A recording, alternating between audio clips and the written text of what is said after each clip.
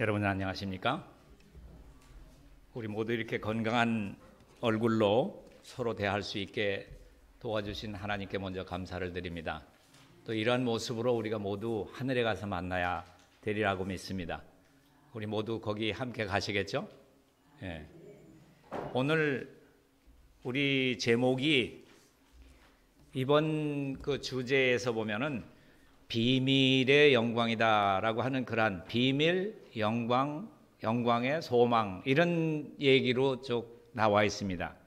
근데 여기 나오는 이런 그 첫 번에 이 비밀의 영광이 이방인 가운데 여기 골로새는 유대 이스라엘 백성입니까? 아니면 이방 나라입니까? 골로새 교회가 어디에 있었어요? 이방 나라예요. 그런데 여기 너희 안에 계신 그리스도다. 골로새 교인들한테다가 얘기할 때 너희 안에 계신 그리스도다. 그러면 분명히 이 말씀을 쓰신 이 사도 바울은 이 거듭난 골로새 교인들을 향해서 너희라고 하는 하나님의 백성으로 간주하는 그러한 글들을 썼어요. 그 당시에 이스라엘이다, 이방인이다 가리지 않고 너희라고 하는 그러한 표현으로서 한 백성을 가리킨 것을 볼 수가 있습니다. 이 비밀이라고 하는 이 단어는 거룩한 단어입니다. 이 비밀이라고 하는 것은 사실 번역이 조금 잘못된 것 같아요. 원문에는 미스테리인데 미스테리를 비밀이다 그랬는데 우리가 흔히 생각할 때 비밀이다 그러면은 뭐 감춰두고 안 보여주는 거, 감춰진 거 이런 걸 비밀이라고 생각하는데 여러분들 미스테리라고 하는 그 어원을 잘 아시죠? 무슨 일이 생기면 이거 미스테리다. 그 뜻은 무슨 얘기입니까? 야, 참 오묘하다, 신비하다, 참 놀랍다. 왜 이렇게 됐을까? 그렇게 생각하는 거를 미스테리라 그래요. 그럼 여기에 나오는 이 비밀이라고 하는 거는 사실은 거룩한 단어예요. 경건의 비밀이다라고 얘기할 때 경건이라고 하는 것은 하나님께 속한 비밀이다. 그것이 결국 우리가 배울 때는 이 비밀이 너희 안에 계신 그리스도다. 이렇게 표현할 때는 너희 안에 계신 그리스도라고 얘기했을 때는 안에 계실 때가 있었고 그렇지 못할 때가 있었다고 하는 것을 얘기하고 있는 거죠. 한때는 예수님 안에 있지 않았을 때가 있었다고 하는 것을 골로새 교인들한테다가 강조하고 있는 거예요. 그래서 예수님 안에 거듭난 그러한 교인들이 됐을 때 그때 너희라고 하는 그러한 표현이 나오는 거예요. 데살로니가전서 가운데 봐도 너희에게는 도적같이 오지 않는다. 그러나 저희에게는 도적과 같이 올 거다. 너희와 저희를 성경은 분명하게 가리고 있습니다. 이 거룩한 단어, 이거는 복음과 직결된 단어예요. 이 비밀이라고 하는, 오묘라고 하는 그러한 단어, 신비라고 하는 이 단어는 분명히 만세전부터 감추었다가 드러난 그러한 계시다. 그렇게 얘기를 하고 있습니다. 메시아가 오지 않은 상태에서는 다 알 수도 없는 하나님의 경륜, 하나님의 계획 가운데 오직 메시아를 통해서 주님이 계시가 주어져야만 알 수 있는 그런 구속사적인 그러한 비밀, 신비 이러한 것들을 가리켜서 이 비밀이다 이렇게 표현하고 있는 겁니다. 그렇지만 그리스도가 오심으로 말미암아 구약 시대에 감추어졌던 그러한 오직 예표로서만 상징되었던 성소제도를 통해서 알려졌던 그 신비가 그 위대한 신비가 드러나게 됐습니다. 그것을 가리켜서 경건의 비밀 혹은 성육신이라고 우리가 배우고 있죠. 하나님 되신 분이 육신이 되셨다, 말씀이 육신이 되셨다라고 하는 것을 경건의 비밀 아니면 성육신 이렇게 표현을 하고 있습니다.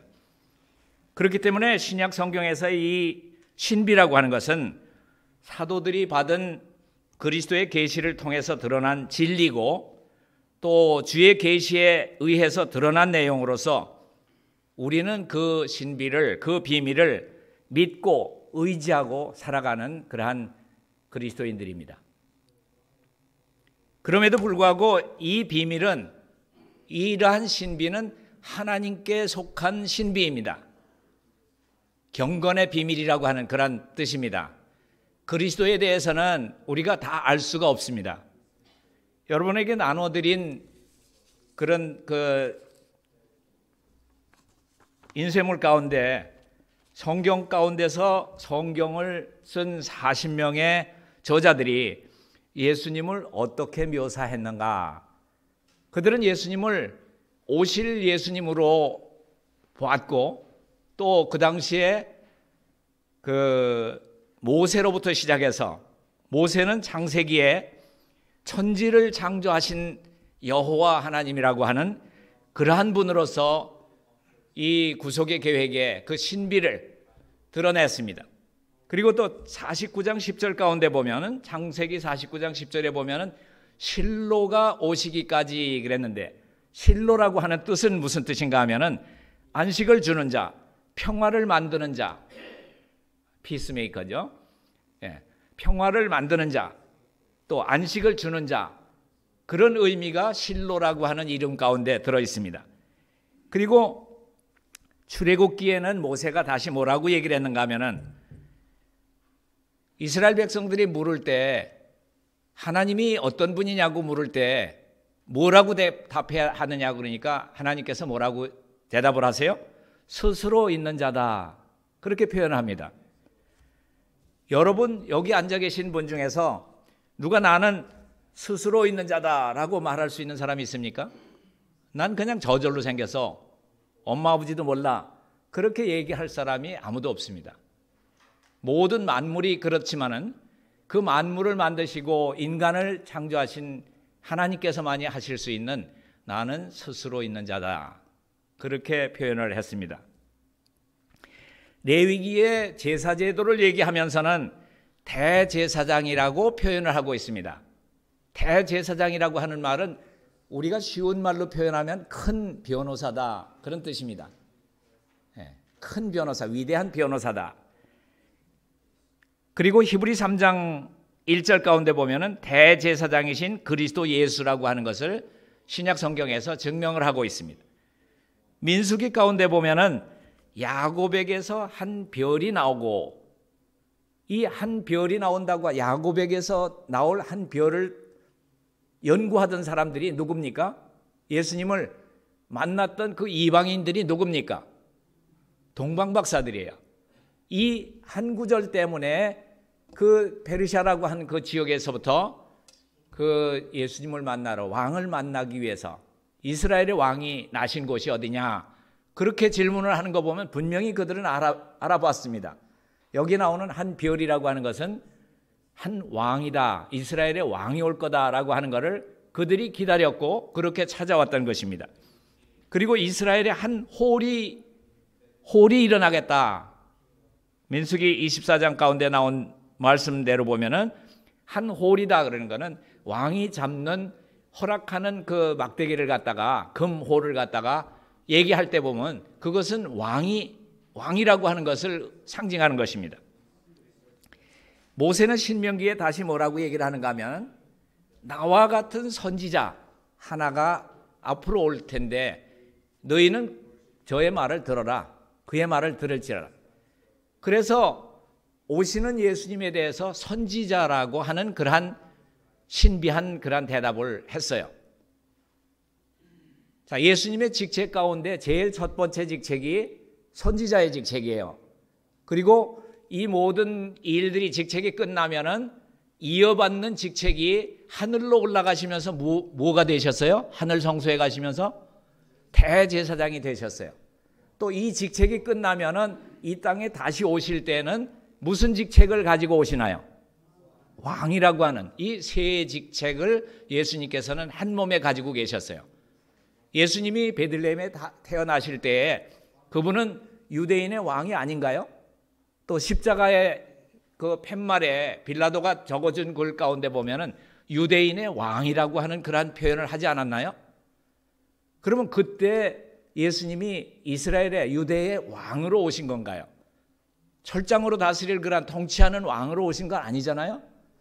그러면은 존스가 얘기했듯이 예수님의 세 가지 직책은 선지자와 대제사장과 왕의 직책으로 이거는 계승되는 그러한 이어지는 그러한 직책이다라고 하는 것을 우리 믿음의 의 시리즈 가운데서 발견할 수가 있습니다. 사무엘 하 가운데 보면은 나의 피할 바위다. 또 방패다. 사무엘 하 22장 가운데 보면 계속해서 방패다, 구원의 뿌리다, 높은 망대다, 피난처다, 구원자다. 자, 제가 여기 찾은 거는 일부에 지나지 않아요.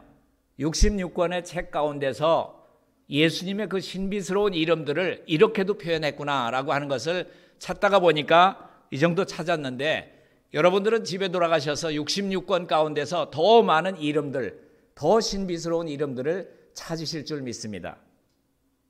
다음번에 만나서는 그런 얘기들을 서로 주고받았으면 좋겠습니다. 욥은 뭐라고 얘기를 했는가 하면은 33장 24절에 보면은 내가 대속물을 얻었다라고 하는 그러한 표현을 하나님께서 예수님을 대해서 타락한 범죄한 인류를 구속할 수 있는 대속물이다, 그렇게 표현했습니다. 담보물이다, 대속물이다, 담당자다, 여러 가지로 얘기를 할 수 있습니다. 그러나 욥기 33장에는 대속물을 얻었다, 예수님에 대해서 대속물이라고 표현을 하고 있습니다. 다윗은 뭐라고 얘기를 했습니까? 다윗은 나의 목자, 또 요한복음 10장 가운데 보면 선한 목자, 다 일맥상통하는 그런 말입니다. 이사야는 뭐라고 얘기합니까? 뭐의 왕이라고요? 네. 의가 없으면 우리가 하늘나라 들어갈 수 없는데 의의 왕이다. 그리고 평강의 왕이다. 기묘자다. 기묘자라고 하는 뜻은 우리 한문에서 들으니까 잘 이해를 못하실 것 같은데, 기묘자다라는 건 영어로는 wonderful이에요. wonderful. 예? 기묘다. wonderful 그러죠. 아주 놀라울 때 그 얘기하는 말이 wonderful 그래요. 그걸 기묘자다 그렇게 얘기를 하고 있어요. 그 다음에 모사다 그러면은 counselor 그래요. counselor. 그래서 wonderful, counselor. 그 다음에 전능하신 하나님이다. mighty God. 영존하시는 아버지다. everlasting father. 그렇게 표현을 하고 있습니다. 자, 이런 모든 신비스러운 그러한 그분의 직책에 대해서, 또 그분의 그 상징적인 이름, 이러한 것들에 대해서 성경 기자들은 그 비밀 신비스러운 이름들을 묘사했습니다. 예레미야는 생수의 근원되다, 근원 되신다. 생수라고 하니까 일반 마시는 물이라고 생각하기 쉽지만은 신령한 물, 생명수를 말하고 있는 것입니다. 또 여호와 우리의 의, 제가 참으로 좋아하는 얘기예요. 이 여호와 우리의 의라고 하는 것은 우리에게 의가 없기 때문에 우리 예수님이 나의 의가 된다고 하는 것, 그것 때문에 우리가 여기 앉아 계시지 않습니까? 또 우리의 기별이 그것이 아닙니까? 여호와만이 우리의 의가 되신다고 하는 것을 에레미야 22장과 에레미야 23장, 33장 가운데 그렇게 표현을 하고 있습니다. 또 다니엘 여기 이방 나라의 바벨론 느부갓네살 왕은 예수님을 바라봤을 때 이 다니엘의 세 친구와 함께하는 불 속에 있는 그 거룩하신 분을 보고 뭐라고 표현했나요? 신들의 아들과 같도다. 자, 이방의 왕이 그런 표현을 했다고 하는 겁니다. 그리고 다니엘 3장 가운데나 12장 가운데 보면은 군장 미가엘이다, 대군 미가엘이다 하는 그런 표현을 했습니다. 호세아 5장 14절에 보면은 유다족 속의 젊은 사자, 영 라이언 그랬어요. 젊은 사자다. 미가는 그분의 근본은 상고 태초에니라. 스가랴는 순이라고 그러니까 좀 이해가 잘 안 되시는데 영어에서는 브란치예요. 가지예요. 가지가 나서, 가지라고 하는 이름이 나서 뭐를 건축하리라? 주의 전을 건축하리라고 하는, 주님의 전을 건축할 분이, 한 가지가 나서 주의 전을 건축할 분이 오실 것이다.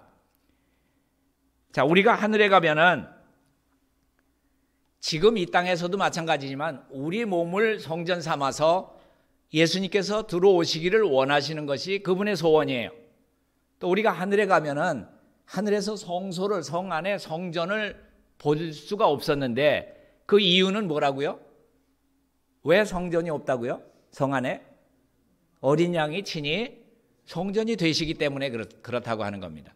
그러면 그때에 그 어린 양 되신 분이 성전이지만은 그분이 또 우리 안에 거하기를 원하신다고 하면 우리 몸도 역시 성전이 되는 겁니다. 하나님께서 거하실 수 있는 성전. 원래 하나님께서는 사랑이라고 하는 그러한 특성을 가지셨기 때문에 사랑이라고 하는 그러한 이름은 서로 나누지 않으면 의미가 없어요.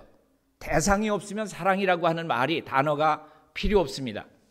그래서 사랑이신 분이 사랑을 나눌 대상을 찾기 위해서 인간 창조를 하신 거예요.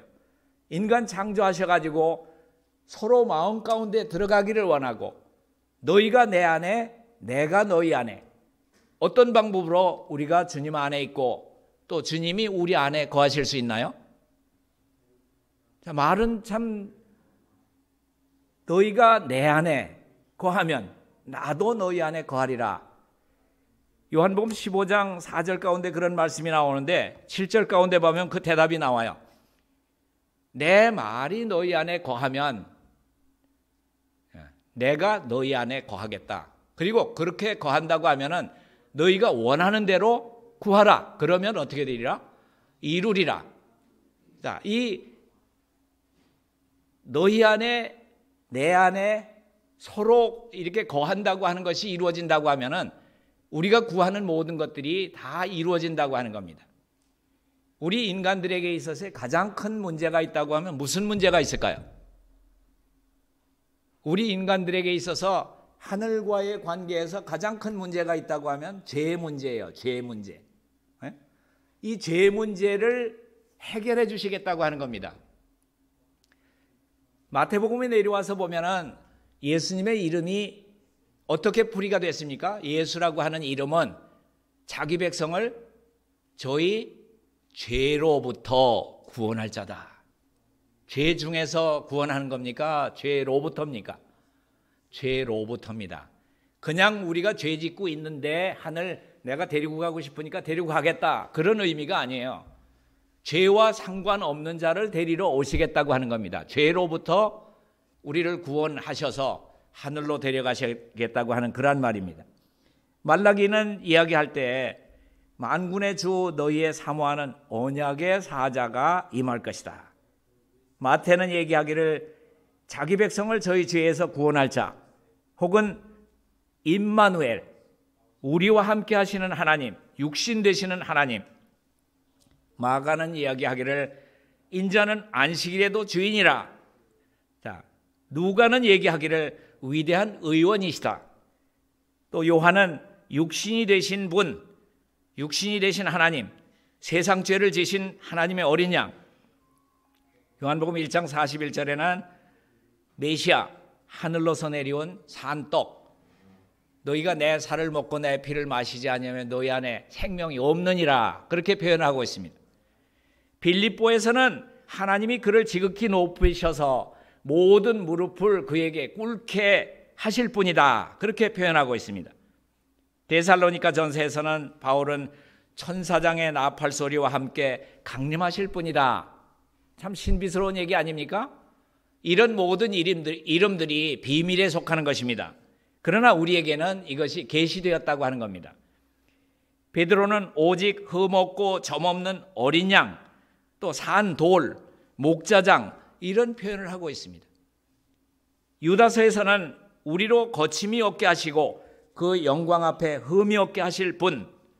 요한계시록 가운데서 요한은 뭐라고 얘기를 하는가 하면은 나는 알파와 오메가요, 처음과 나중이요, 시작과 끝이 되신 분이다. 끝이 되신 하나님에 대해서 얘기하고 있는 것입니다. 태초, 상고, 근본이 상고의 태초에 되신 분이고, 우리 주님은 이러한 모든 일에 충성되고 참된 증인이십니다. 이거 아주 법정에 갖다 놔도 틀림없이 확정될 수 있는 참된 증인으로서 요한은 봤다고 하는 겁니다. 그리고 그분께서 오실 때는 광명한 새벽별로 오시겠다. 영광스러운 그러한 재림을 표현할 때 광명한 새벽별. 자, 우리의 소망은 어디 있습니까? 오직 우리 예수님의 보혈과 그분의 이름에 있다고 하는 것. 우리의 집을 세울 만한 견고한 반석 되신 예수님밖에 없다고 하는 겁니다. 다른 모든 소망은 가라앉는 모래와 같습니다. 아무것도 아니에요. 가라앉는 모래예요. 여러분들이 모래에다가 집 짓기는 너무 쉬워요. 반석 위에다가 하나 세우려고 하면은 아주 쉽게 넘어져요. 예수님 자신도 그런 표현을 했어요. 나는 포도나무요. 그렇게 표현을 했습니다. 포도나무가 갖다 심어 놓으면 스스로 막 자라가지고 열매를 공중에다가 다른 나무들처럼 열매를 맺는 나무인가요? 자, 포도나무는 기둥과 덕이 없으면은 열매를 맺힐 수 없는 나무가 포도나무예요. 나는 아무것도 스스로 할 수 없노라. 나는 하늘 아버지를 의지해서 그분의 능력으로 모든 것을 행하노라 라고 하는 것을 묘사할 때 나는 포도나무여 너희는 가지다. 그런 표현을 하고 있습니다. 우리도 역시 포도나무고 우리는 예수님을 의지하지 않고는 우리는 우리 스스로 열매를 맺을 수가 없습니다. 혹 열매가 달린다고 하더라도 그것은 땅바닥에 뒹굴러서 아무런 상품 가치가 없는 그러한 열매밖에는 거둘 수가 없을 것입니다. 우리가 가진 모든 소망, 예수님의 보혈에 그분의 의에 의지해서 가진 소망 외에는 다른 모든 소망은 가라앉는 모래입니다. 예? 무너져버릴 모래에 불과한 것입니다. 여러분 견고한 반석에 굳게 서게 되시기를 바랍니다. 자, 오늘 이 말씀 가운데서 비밀의 영광이라고 하는 이 말이 어떤 의미를 가지고 있는가? 이 영광이라고, 그 다음에 말씀이 영광인데 영광이라고 하는 단어는 빛나고 아름다운 영예다라고 사전은 그렇게 표현하고 있습니다. 영광. 많은 사람들이 볼 수 있는 자랑스럽고 빛나는 모습, 그렇게 표현되기도 했어요. 그러면 비밀의 영광이라고 하는 말은 또 어떤 의미를 갖고 있을까 하는 그러한 의문이 듭니다. 어떻게 나타나는 것이 그런 영광을 비밀의 영광이라고 할까? 골로새 1장 27절 하단 가운데 보면은 이 비밀은, 이 신비는 너희 안에 계신 그리스도 곧 영광의 소망이라고 그렇게 표현하고 있습니다. 하나님은 그분의 백성들에게 일어나라, 빛을 발하라. 이는 내 빛이 이르렀고 무엇이? 여호와의 영광이 내 위에 임하였습니다. 이사야 60장 1절 가운데 보면은 여호와의 영광이다. 여러분들은 하도 많이 들어서 이 영광이 뭐라고 하는 것을 이미 다 마음 가운데 알고 계세요. 여호와의 영광이다. 그렇게 하는 말은 모세가 보여달라고 했던 그 영광, 또 출애굽기 34장 가운데 보면은 그분의 아름다운 품성, 자비롭고 은혜롭고 노하기를 더디하고 하는 그러한 모든 그분의 아름다운 품성의 특성들을 여호와의 영광이라고 표현을 하고 있습니다. 이사야 60장 2절 가운데 보면은 보라 어두움이 땅을 덮을 것이고 캄캄함이 만민을 가려우려니와 오직 여호와께서 내 위에 임하실 것이며 그 영광이 내 위에 나타나리니. 자, 영광과 반대되는 것은 어두움입니다. 그런데 여기 나오는 이 캄캄하고 어두운 것은 무엇 때문에 어두웠다고 하는 겁니까? 많은 사람들이, 세상에 있는 모든 사람들이 뭐에 대해서 이해하지 못한다고요? 하나님의 품성에 대한 오해, 하나님의 품성에 대해서 알지 못하는 것을 가리켜서 어둠이 땅을 덮고 캄캄함이 만민을 가리웠다. 만민이라고 하면 모든 사람, 거의 전부의 인류가 하나님의 품성에 대해서 깨닫지 못하고 있다라고 하는 그런 의미입니다.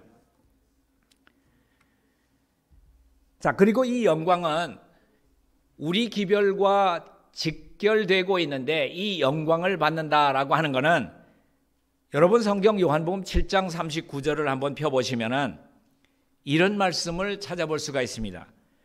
예수께서 아직 영광을 받지 못하신 거로 해놓고 거기에 표현을 뭐라고 얘기를 했는가 하면은 예수님이 영광을 받으신 몸인데 영광을 아직 받지 못했다라고 얘기를 할 때는 그게 무슨 뜻인가 하는 것쯤은 알아봐야 합니다. 그러면 영광을 받지 못하신 거로라고 하는 얘기는 거기 설명이 뭐라 그랬는가 하면 그를 믿는 자의 받을 성령을 영광을 받는다 그렇게 표현했다는 겁니다. 맞습니까? 네, 요한복음 7장 39절 가운데 보면은 그를 믿는 자의 받을 성령을 그를 믿는 자들이 받을 성령을 받을 때에 그분이 그때 영광을 받는다라고 하는 말씀입니다. 우리 예수님께서 계획대로 이 땅에 오셔서 메시아가 되고 그분이 십자가에 돌아가시고 부활하심으로써 그분은 하나님의 아들로 인정받았다고 로마서 1장 4절 가운데 표현하고 있습니다. 그분은 원래 하나님의 아들이신데 왜 또 인정을 받으셔야 됐을까요? 그것은 그분이 하늘에서 약속하신 대로 이 땅에 와서 한 가지도 어김없이 다 고난을 통해서 순종함으로써 십자가에 자신의 목숨을 내놓으심으로써 우리의 구세주가 되셨다고 하는 겁니다. 그뿐 아니라 그분이 살아나심으로써 우리가 새 생명을 받고 영생을 받을 수 있는 보증이 되셨다고 하는 그러한 말씀이 로마서 1장 4절의 의미가 되는 것입니다.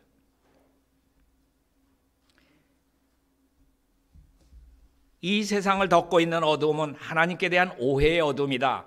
사람들은 하나님의 품성에 대한 지식을 잃어버리고 있다. 하나님의 품성은 잘못 이해되고 그릇 해석되고 있다. 이런 때에 하나님께서 주신 기별이 전해져야 한다. 이 기별 전하기 위해서 개혁운동이 존재하는 겁니다. 이 개혁운동이 존재하는 이유를 알지 못한다고 하면 여기 앉아 계실 필요가 없어요. 온 세상이 캄캄하고 어두운데 그래도 하나님의 영광이 비춰질 수 있는 그 하나님의 백성 하나를 가지고 계시다고 하는 겁니다. 자, 어떤 기별을 전하는가? 신랑이 오심을 기다리는 자들은 백성들에게 너희 하나님을 보라고 외쳐야 한다. 세상의 빛을, 자, 잘 들어보세요. 세상에 비칠 마지막 자비의 빛, 곧 세상에 전파되어야 할 마지막 긍휼의 기별은 하나님의 사랑의 품성을 드러내는 것이다. 누가 드러내는 겁니까? 예수님이 오셔서 드러내는 겁니까? 자, 하나님의 자녀들은 누구요? 하나님의 자녀들은 하나님의 영광을 드러내야 한다. 하나님의 영광은 그분의 품성이라고 그랬죠.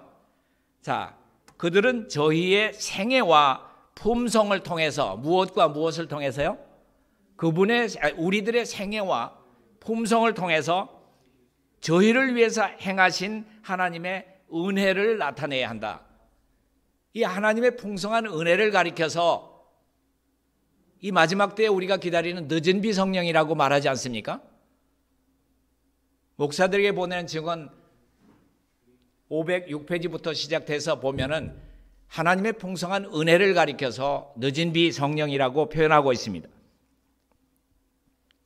의의 태양광선이 선행 곧 진실한 말과 거룩한 행실을 통해서 비춰지도록 되어야 한다.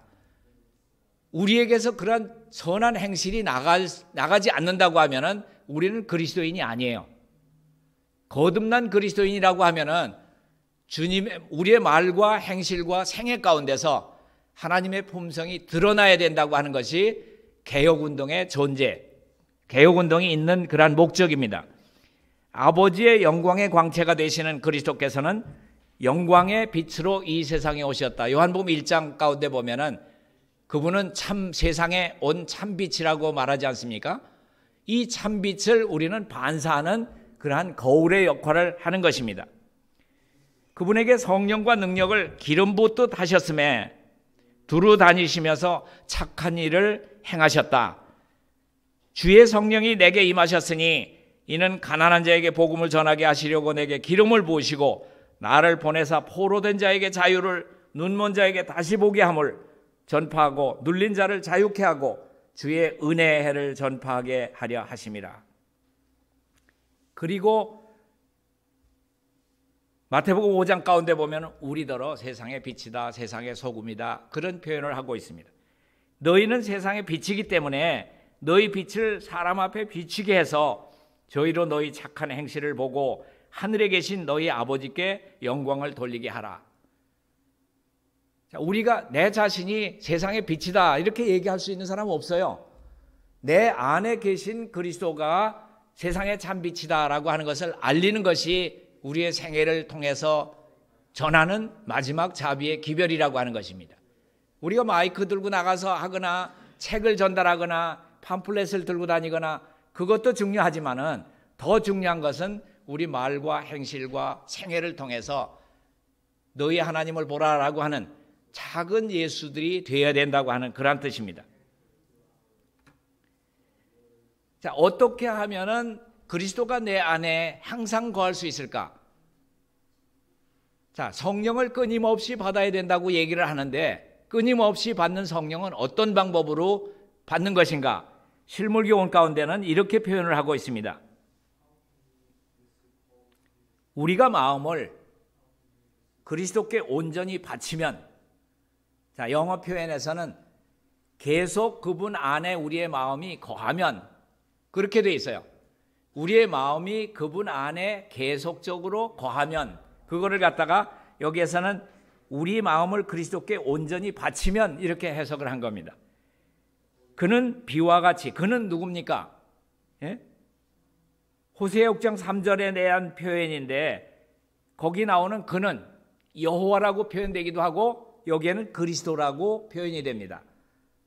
그러면 여기에 나오는 여호와는 예수 그리스도를 표현하는 것이고 예수 그리스도께서 어떻게 우리에게 임하시겠다. 그 얘기는 비와 같이 땅을 적시는 늦은 비와 같이 우리에게 임하시겠다. 어떻게 할 때 그 일이 이루어진다고요? 우리의 마음이 어디에 거하면? 계속해서 주님 그리스도에게 거하면, 머물러 있으면 그분은 우리에게 늦은 비와 같이 임하시겠다. 이거 아주 정답입니다. 이것은 우리가 바라고 또 남에게 가르쳐야 될 그러한 정답입니다. 또 그 표현을 뭐라고 얘기를 했는가 하면은 그는 의의 태양으로서 치료하는 광선을 바라며 우리 위에 떠오를 것이다. 의의 태양 되신 예수 그리스도께서 치료를 하는 광선을 바라면서 우리 위에 떠오르시겠다. 그것이 예수 그리스도의 영광입니다. 그 영광, 이 영광은 요한복음 7장 39절에 제가 설명했듯이 믿는 자들이 받을 성령을 영광을 받으신다. 그렇게 표현한 겁니다. 우리 예수님이 영광 받으시기를 여러분들 원하시죠? 내가 영광 받기를 원하는 게 아니에요. 우리 찬미 가운데서 영광일세 영광일세 내가 받을 영광일세 내가 누릴 영광일세 그렇게 얘기하죠. 하늘에 가서 여러분이 받을 어떤 영광 누리기를 원해서 가십니까? 네? 네. 그 의미는 아니에요. 그 찬미를 기록한 사람은 내가 받을 영광이라고 하는 그 의미가 아니요. 거기 가가지고 예수님을 만나고 예수님께 드리는 영광, 그분이 받으실 영광을 내가 받는 것으로 그렇게 표현을 한 것뿐입니다. 그리고 그 다음에 보면은 뒷장에 보면은 그렇게 표현했어요. 백합화 같이 필 것이요. 호세아 14장 5절에 그렇게 표현을 했고 곡식같이 소생할 것이며, 자, 우리 늦은 비를 받는다고 하는 건 곡식이 익어가는 걸 갖다가 표현한다 그랬죠. 또 포도나무 같이 꽃이 필 것이며 14장 7절에는 그렇게 표현하고 있습니다. 이 말은 늦은 비나 의의 태양이 치료하는 광선을 비치면서 우리 위에 떠오르는 거나 포도나무 같이 꽃이 피는 거나 곡식같이 소송하는 거나 같은 의미입니다. 우리는 그리스도를 개인의 구주로 끊임없이 의뢰함으로써 범사에 우리 머리 되신 그분에까지 자라나게 되는 것이다. 우리의 품성의 완성을 가리켜서 곡식이 익는다고 그렇게 표현하고 있습니다. 처음에는 싹이요, 다음에는 이삭이요, 그 다음에는 이삭에 충실한 곡식으로 자라난다. 결국은 목적은 자, 한 알의 밀이 땅에 떨어져 죽으면, 썩으면이 아니에요. 그죠? 제가 잘못 표현할 뻔했어요. 한 알의 밀이 땅에 떨어져서 죽으면, 썩으면 아무것도 아니에요. 근데 죽으면 그것이 30배, 60배, 100배 더 많은 그러한 밀들을 만드는데 그 밀을 수확하는 것은 무슨 목적으로 밀을 수확합니까? 밀 수확해가지고 뭐 하시려고 창고에다가 쌓아두시려고 밀을 수확하십니까? 밀은 왜 수확해요? 방앗간에 가가지고 빻아가지고 그 다음에 뭐 만들어요? 빵 만들려고. 그 빵 만들면 목적은 뭡니까? 그냥 집에다가 이렇게 구경하기 위해서 빵 만듭니까? 먹기 위해서요. 자, 예수님은 나는 하늘에서 내려온 산빵이다. 예, 영어에서는 브레드라 그러니까 산빵이라 그랬어요. 근데 너희가 그 떡을 먹지 아니하면 아무 나와 상관이 없고 생명도 없는 것이다. 그렇게 표현을 했습니다. 하늘의 농부께서도 당신의 수고와 희생에 대한 보수로서 수확할 곡식을 찾으신다. 우리가 곡식이 되지 않는다고 하면은 자라나는 과정은 물론 기쁘시겠지만 농부께서 기뻐하시겠지만은 곡식으로 여물게 되는 것을 결과적으로 바라고 계신다고 하는 겁니다. 그리스도인 생애의 목적은 열매 맺는 일이다. 우리가 사는 목적은 뭐라고요? 열매가 맺혀야 된다고 하는 겁니다.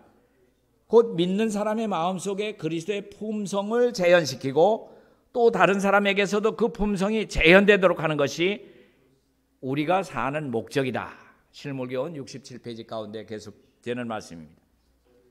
자, 이 늦은 비라고 하는 것은 곡식을 여물게 하고 또 낫을 대서 곡식을 추수하기 위해서 준비시키는 것이 늦은 비의 목적이다. 또 곡식이 익는다고 하는 것은 영혼 속에서 하나님의 은혜의 역사가 완성되는 것을 대표한다. 많이 들어서 익히 아는 그러한 단어, 문장들입니다. 그 다음에 성령의 능력으로 하나님의 도덕적인 형상이 어디에서 완전케 되는 거요? 품성, 우리의 품성 속에서 완전하게 되는 것을 말한다. 우리는 그리스도의 모습으로 온전히 변화되어야 한다. 여기 여러 가지로 표현했지만 다 똑같은 말이에요. 이 똑같은 말은 결국은 우리가 곡식이 돼야 하나님께 영광이고 예수님께 영광이 된다고 하는 겁니다. 그 말은 다시 말해서 예수님이 영광 받으신다고 하는 것은 믿는 자들이 받을 성령에 대해서 말함이라 이렇게 표현하고 있습니다. 우리가 성령을 받을 때는 예수님께서 영광을 받으신다고 하는 의미예요. 자, 우리가 이렇게 설교만 듣고 귀에만 지식적으로만 넣을 것이 아니라 가장 중요한 것은 실천이다 그랬습니다. 실천은 설교만 하는 것보다 훨씬 효과적이다. 우리는 줄인 자에게 먹을 것을 주고 벗은 자에게 입을 것을 주고 집 없는 자를 맞아드려야 한다. 그러나 우리는 이보다 더 큰 일을 하도록 부르심받았다. 이거보다 더 큰 게 뭘까요? 자, 잘 보세요. 영혼의 요구는 그리스도의 사랑만이 만족시킬 수 있다. 그리스도께서 우리 안에 거하시게 되면 어떻게 될까요? 우리의 마음은 거룩한 동정심으로 충만하게 될 것이다. 그것이 더 이상 우리 마음이 아니에요. 우리 죄된 본성 가지고는 거룩한 동정심으로 충만하게 될 수가 없습니다. 우리 인간의 마음은 산상본 가운데 보면은 원래 차다 그랬어요. 냉랭하다 그랬어요. 원래 의가 없고 냉랭하다 그렇게 표현을 하고 있습니다. 그러나 우리 안에 예수님께서 거하신다고 하면은 우리 안에서 거룩한 동정심이 충만하게 돼서 우리를 만나는 사람이면 그것을 느낄 수 있고 읽을 수 있고 볼 수 있는 그러한 편지와 그러한 향기가 될 것입니다. 지금까지 막혔던 그리스도의 것과 같은 진지한 사랑의 샘물이 터져 나오게 될 것이다. 실물교훈 417페이지 가운데 나온 말씀이에요. 어떻게 될 때?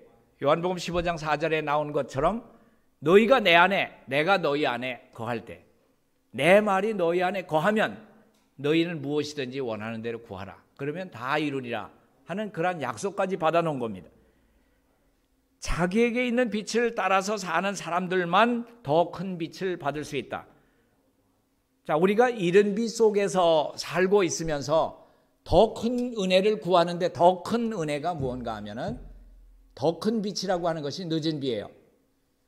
자, 곡식이 자라는 것도 중요하지만은 이삭이 나오는 것도 중요하지만은 그 이삭이 여물어 줘야 곡식이라고 얘기를 할 수가 있는 거 아닙니까? 그것을 더 큰 은혜라고 더해지는 은혜라고 표현하기도 하고 더 큰 은혜라고 이렇게 표현을 하고 있습니다. 더 큰 빛. 우리가 실제적인 그리스도인 덕성을 구현하는 일에 날마다 전진하지 않는다고 하면은 우리는 늦은 비 때의 성령의 나타남을 알아보지도 못할 것이다. 인식하지도 못할 것이다. 그것은 우리 주위에 있는 모든 사람의 심령에 내릴는지 모르지만, 자, 늦은 비가 어디 내린다 그랬어요? 저 밖에 산에 내린다 그랬어요? 아니면 교회에 와가지고 늦은 비가 내린다 그랬어요? 어디에 내린다 그랬어요? 자, 모든 사람의 심령 가운데 내릴지라도 우리는 그것을 식별하지도 못하고 받지도 못할 것이다. 어떻게 할 때 받지도 식별하지도 못합니까? 실제적인 그리스도인 덕성을 구현하는 일에 날마다 전진하지 않으면 늦은 비의 때에 다른 사람들은 다 그 마음 가운데 늦은 비가 임하는데도 불구하고 인식도 못하고 받지도 못하고 하는 그러한 불쌍한 처지에 들어가게 된다고 하는 겁니다. 이른 비 아래서 받은 축복들은 종말까지 우리에게 필요하다. 그러나 이른 비의 축복만 가지고는 충분하지 않다. 그렇다고 하면 무엇가 필요되는 거예요?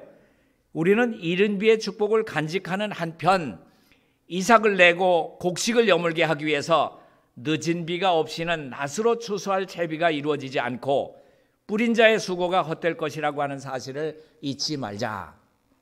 만일 우리가 전진하지 않는다면, 만일 우리가 이른 비와 늦은 비 모두 받으려는 태도, 자, 이상한 표현이 아니에요.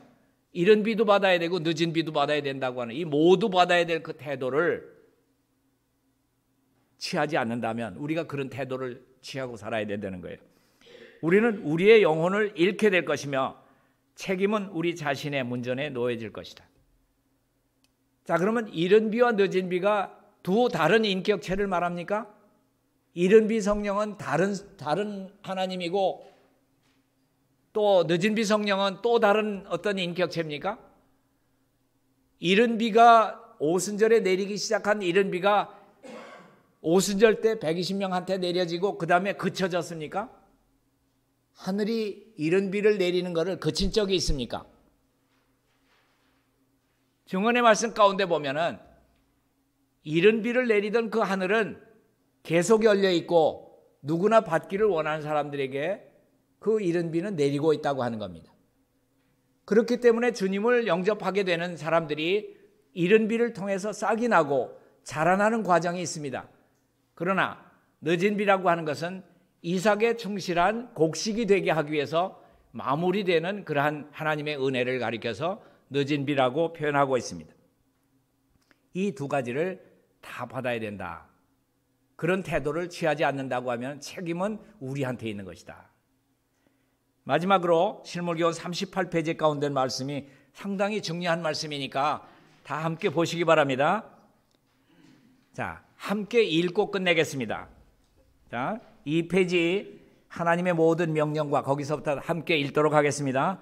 하나님의 모든 명령과 그분의 말씀 속에 있는 모든 약속에는 능력 곧 하나님의 생명이 그 속에 있으므로 그것으로 말미암아 모든 명령은 실현되고 모든 약속은 성취되는 것이다.